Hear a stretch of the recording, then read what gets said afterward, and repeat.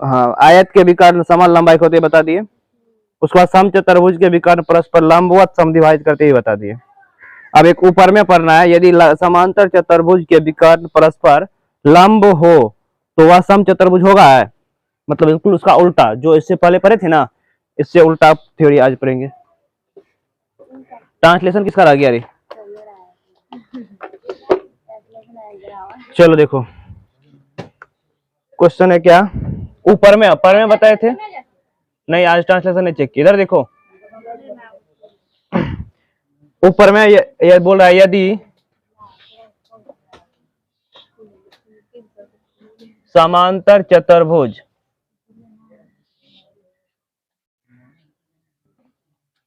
के विकर्ण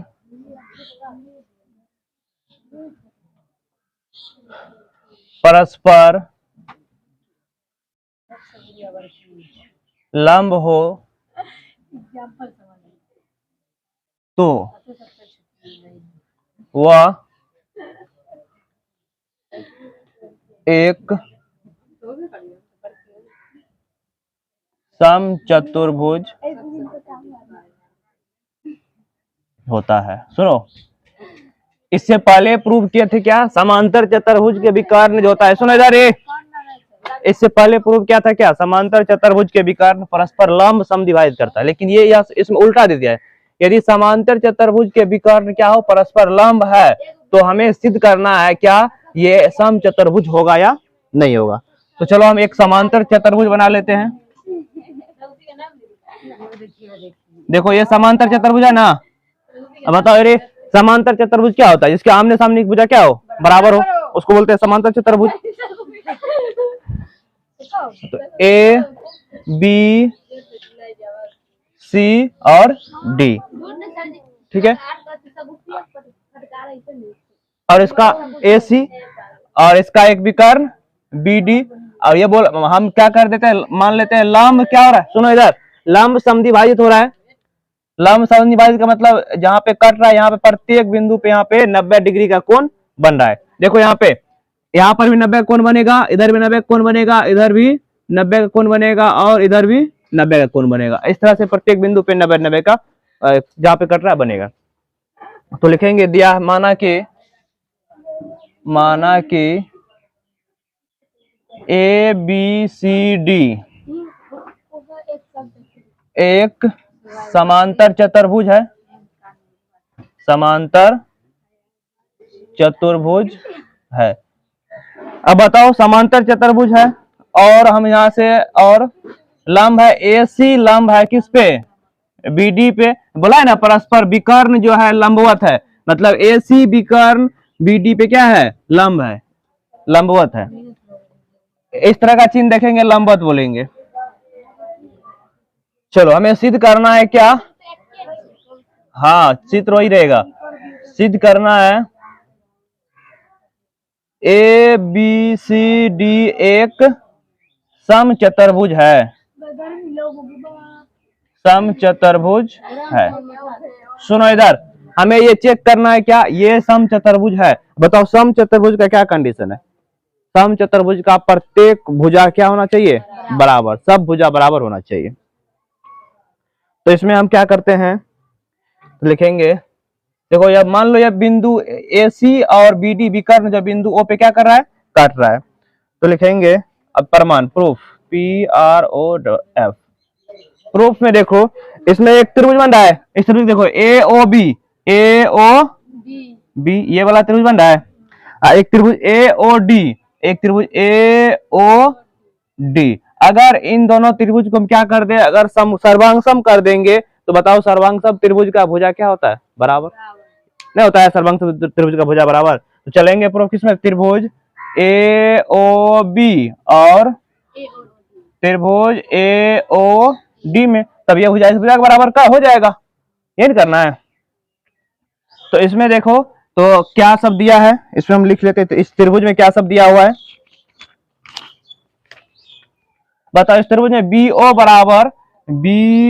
बराबर है डी ओ के, क्योंकि हमें पता है समांतर चतुर्भुज के विकर्ण जो होते हैं परस्पर लंब समद्विभाजित मतलब समद्विभाजित करता है। समद्विभाजित मतलब कितना, जितना ये भुजा होगा उतना ही ये भुजा होगा, जितना ये भुजा होगा उतना ही ये भी भुजा होगा, नहीं होगा।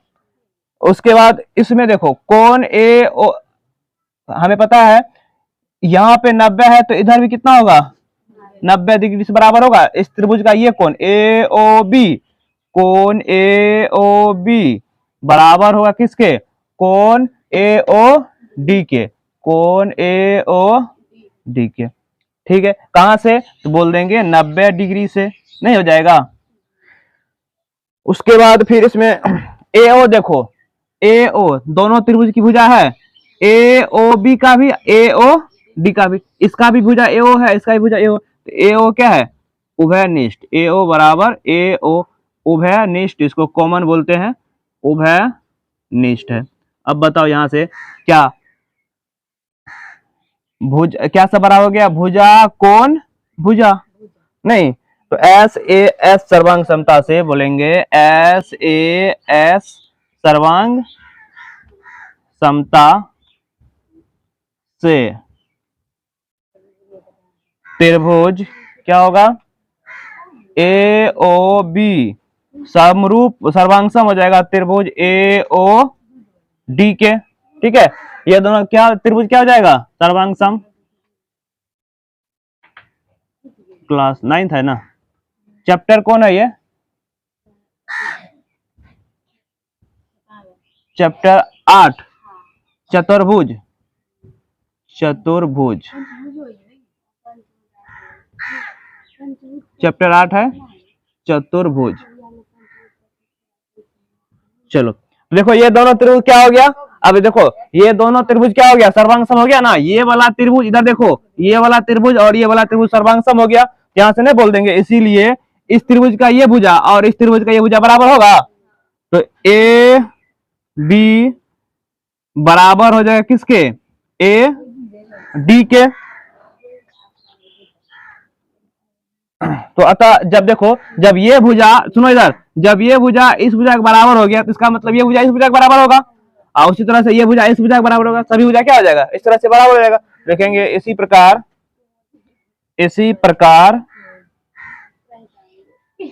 बी सी बराबर हो जाएगा किसके, सी डी के। तो लिखेंगे अतः ए बी सी डी क्या है, एक समचतुर्भुज है, समचतुर्भुज है। चलो इसको लिखो, हो गया प्रूव्ड। तो अगला थ्योरी है क्या, एक समांतर चतुर्भुज का वर्ग, मतलब एक समांतर चतुर्भुज जो होगा वर्ग होगा यदि इसके विकर्ण परस्पर बराबर और लंब हो। सुनो इधर,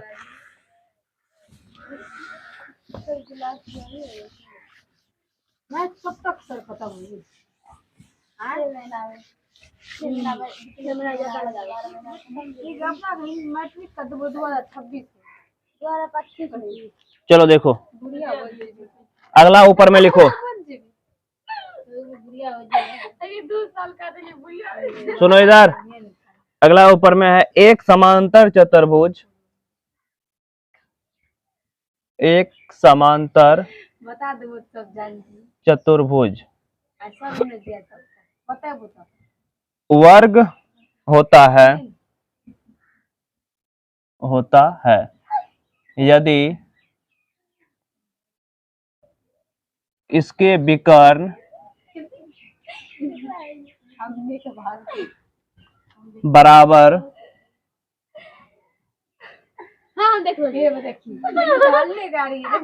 अरे बराबर और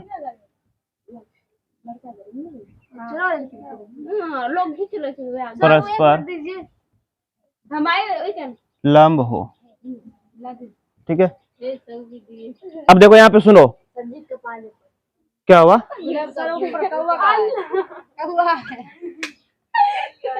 चलो देखो इधर समझो, बोल रहा है क्या, एक समांतर चतुर्भुज है, सुनो इधर,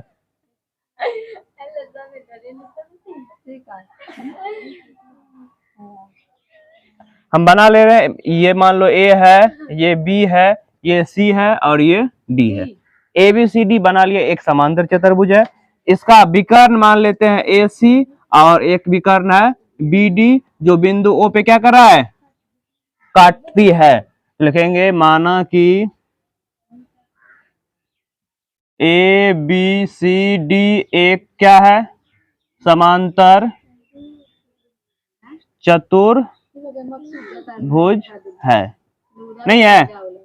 अब देखो ABCD क्या है, एक समांतर चतुर्भुज है। और हमें पता है, सुनो, समांतर चतुर्भुज में क्या क्या कंडीशन है। समांतर चतुर्भुज का विकर्ण भी और चतुर्भुज है, और समांतर चतुर्भुज है जिसके विकर्ण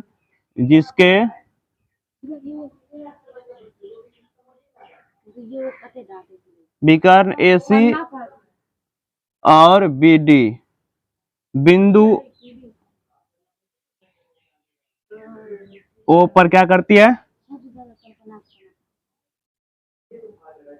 करती है। ठीक है, उसको हमें सिद्ध करना है। इसमें क्या सिद्ध करना है, इसमें देखो हमें यह सिद्ध करना है कि एक समांतर चतुर्भुज इस जो होता है वर्ग होता है, ABCD एक वर्ग है, एक वर्ग है। अब देखो सुनो, एक वर्ग अगर होगा तो वर्ग होने का कंडीशन क्या है, वर्ग की सभी भुजा क्या होता है, बराबर होता है। चारों भुजा, वर्ग का चारों भुजा क्या होता है, बराबर होता है। उसके बाद प्रत्येक कोण कितना डिग्री का होता है, 90 डिग्री का वर्ग का प्रत्येक कोण होता है। सभी भुजा बराबर और वर्ग का प्रत्येक कोण 90 डिग्री का। तो अब इसको हम क्या करेंगे, देखो यहाँ पे हम अगर किसी तरह से AB बराबर कर दे BC के, BC बराबर कर दे CD के, और सब भुजा को क्या कर दे, बराबर कर देंगे, तो बताएंगे, बोल देंगे तब क्या है, ABCD एक वर्ग है। तो देखो इसके लिए प्रूफ करते हैं, क्या प्रूफ लिखेंगे, ABCD एक क्या है, समांतर चतुर्भुज है, नहीं है, ऊपर लिख दिया समांतर चतुर्भुज है। अब बताओ समांतर चतुर्भुज होगा तो उसके आमने सामने का भुजा क्या होता है, बराबर होता है। AB समांतर होगा किसके, DC के, या AD समांतर होगा किसके, BC के। यही सब कंडीशन होगा ना कि ये भुजा इस भुजा के समांतर होगा, बराबर होगा, और ये भुजा इस भुजा के समांतर और बराबर होगा। और हमें पता है समांतर चतुर्भुज का विकर्ण जो होता है क्या होता है, लंबवत होता है, लंब समद्विभाजित करता है। मतलब यहाँ से AC लंब है किस पे, BD पर, और AC लंब है किस पे, BD पर, और AC बराबर भी है किसके, BD के। AC लंबवत भी है और AC बराबर भी है, क्योंकि ये समद्विभाजक रेखा है। चलो, और हम जानते हैं कि समांतर चतुर्भुज क्या होता है, आयत होता है। चूंकि समांतर चतुर्भुज आयत होता है। अब जब देखो सुनो इधर, जब आयत होगा, इधर देखो, अगर आयत होगा तो आयत का प्रत्येक कोण कितना डिग्री का होता है, 90 डिग्री का होता है। इससे पहले प्रूव कर चुके हैं। तो यहां से बोल देंगे कोण A बराबर कोण B बराबर कोण C बराबर कोण D, सब कोण कितना डिग्री का होगा, 90 डिग्री का। ये प्रत्येक कोण हो जाएगा।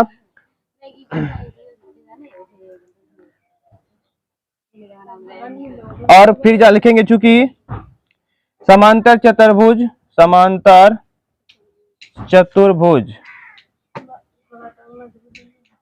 के विकर्ण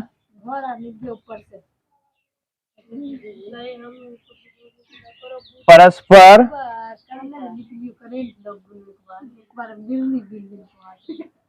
लंब हो तो वह सम चतुर्भुज होता है। अब यहाँ पे ये समझो, अभी तुरंत हम प्रूव किए ना कि अगर परस्पर लंब होगा, समांतर चतुर्भुज का विकर्ण अगर परस्पर लंब होगा तो वह कौन सा चतुर्भुज होता है, सम चतुर्भुज होता है। और हमें पता है सम चतुर्भुज का सभी भुजा क्या होता है, समान होता है, बराबर होता है।